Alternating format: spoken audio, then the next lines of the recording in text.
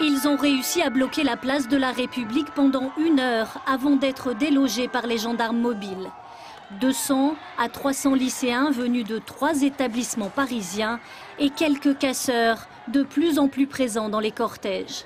À Nanterre, comme hier, ce sont des casseurs qui se sont heurtés aux forces de l'ordre. Des affrontements entre jeunes et policiers ont eu lieu ce matin, notamment devant le lycée Joliot-Curie à Nanterre, à l'endroit même où hier des casseurs ont incendié des véhicules et lancé des projectiles sur les CRS. Résultat, des voitures brûlées, du mobilier urbain cassé, le tribunal de commerce endommagé. Cet hôtel doit déjà réparer les dégâts.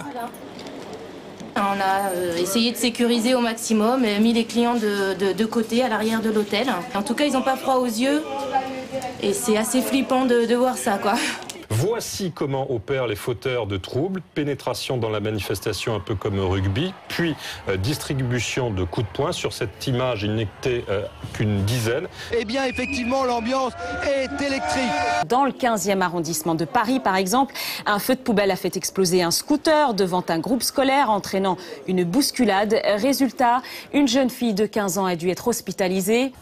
300 à 400 jeunes sur la place Bellecour face aux forces de l'ordre. Poubelles incendiées, jets de pierre contre gaz lacrymogène. Il y a eu des caillassages, des bris de vitrine et des interpellations. La place Bellecour envahie par la fumée. La manifestation s'était pourtant déroulée sans incident, mais à la fin du défilé, des petits groupes très mobiles s'en sont pris aux forces de l'ordre, puis au mobilier urbain.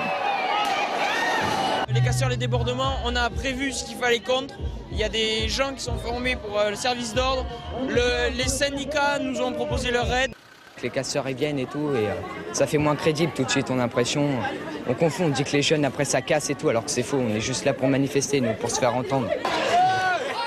Des lycéens qui rejoignent ensuite le cortège des manifestants.